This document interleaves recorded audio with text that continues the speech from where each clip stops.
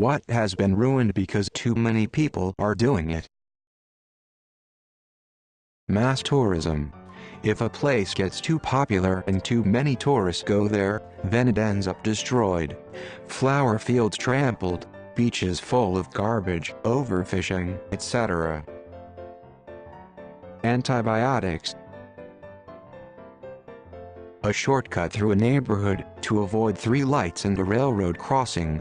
It became so popular that the town installed a series of large speed bumps to discourage drivers from using it. Flying. Some people have zero idea how to behave in proximity of others. Back when Etsy was in its heyday, it was really awesome finding unique artists doing unique things all over the world. I loved that I could find things for any niche interest I could dream of, would eat up their featured artist videos for inspiration, and felt like I had a real chance at selling the crafts I've loved making for years. Nowadays a lot of it is Chinese resellers and people selling things they made that you can tell were just like 2 things they bought and glued together. It was kind of fun at first back when Regretsy was a thing, FJLs unite.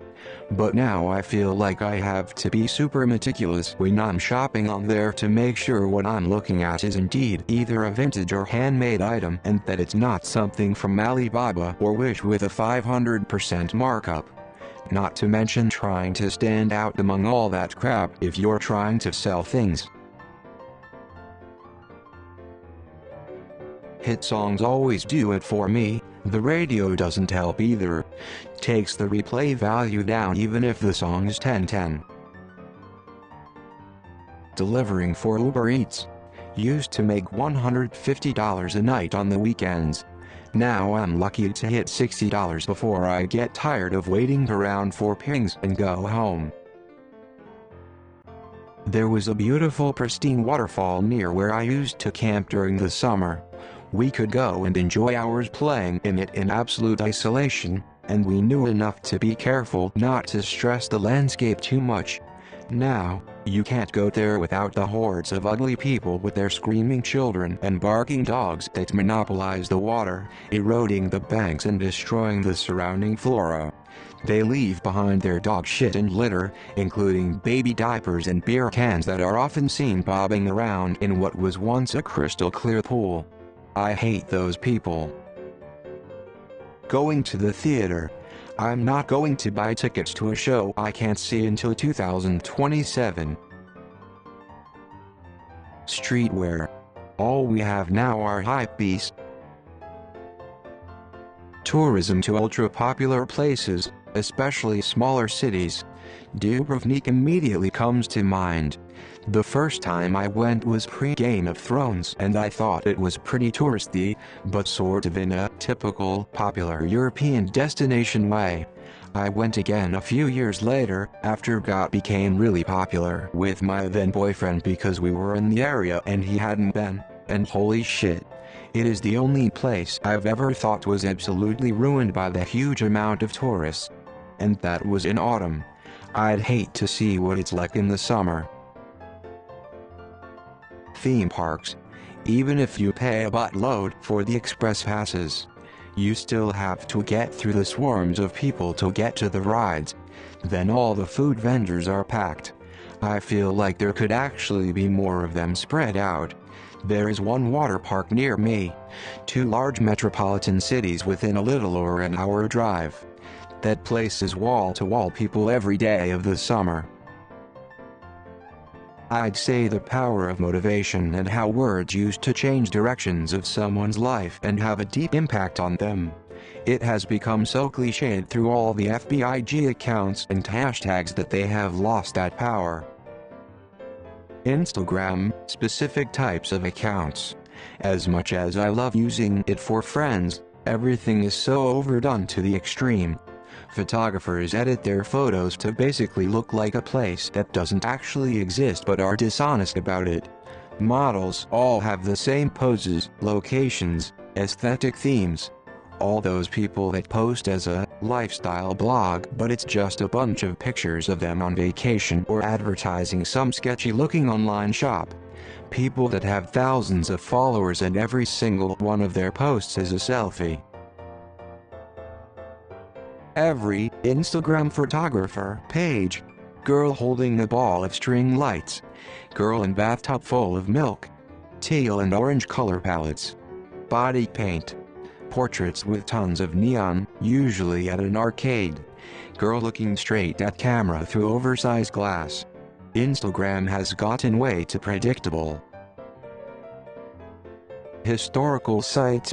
Several places like Venice, Colosseum, Santorini, Pyramids of Giza.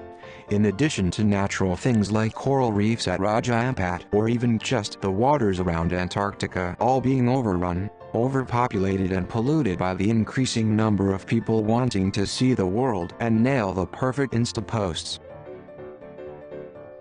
I really liked the "feeling cute, might delete later" meme the first couple times I saw it.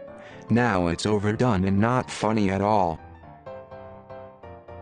Climbing Mount Everest. Way too many people have been dumping their trash there. Taking pictures or recording a concert. Last weekend was my first ever concert and I was amazed at how many people decided to record the whole concert and watch it through their phone screens. I was there hoping people put down their phones and let me watch the artist, but instead I needed to move my head avoiding all those phones. And I'm sure they'll not watch those recordings. I'd honestly say play any online game like Fortnite or OW, because toxicity rises and servers lag and everyone talks about it. Clears throat adjust monocle puts down copy of Voltaire your mother. Digital art and art on Instagram. The whole OC culture is really generic. I want to see full scenes, different angles, drawings with a sense of depth or perspective, but most OCs are just plain images with long character bios. What's the point of a character if you do nothing with it? Facebook wasn't terrible back when it was mostly college kids' party pics and cheeseburger-style memes. Me and a couple of my buddies had this shortcut we created through some woods back in middle school to get to our track practice. Our team would get out of school and walk 2 miles to the high school because funding was getting cut and we no longer got bus shuttle. Well, 5 years later they now have the path paved through the wooded area all the way to the track. Pretty neat that we started an historic mark that will be used for generations. Maya Beach. It was in the 2000 Leo DiCaprio movie where it was depicted as a paradise. Now way too many tourists visit there, beyond the beach's capacity, and it's destroyed almost all of the coral reef and marine life. The government of Thailand had to close the beach down indefinitely last year to let the ecosystem recover. Shopping at thrift stores. I grew up poor, so pretty much all of my clothes came from the thrift store. I still liked shopping there. When I was in high school, we were a bit better off. There was one on the walk from the train to my house that I went to pretty much every other day after school. The prices never changed much and I got some of my favorite sweaters from there, like this one that I call Frenchman. And this awesome Halloween sweater. Around my senior of high school, I started noticing people coming in with lists of things to buy. These guys would come to thrift stores to buy items they wanted for their boutique shops where they would sell them as vintage for a huge markup. After that started becoming huge, along with the Macklemore song, the prices started getting higher and higher. These people ruin thrift stores by making them start jacking up their prices, and I hate that it happened because I love shopping there. Moving to NYC. I grew up here. I grew up in the East Village. Back in the late 80s, I couldn't wait to grow up, get my own apartment for $800, HAHA, finally be 18 so I could go to CBGB, ABC, Knitting Factory, and play shows with my friends, go to cool dive bars and have a good time. When I finally hit 18 and then graduated college, rent for a one-bedroom in the East Village was no longer $800, it was $2,500 now. CBGB closed down.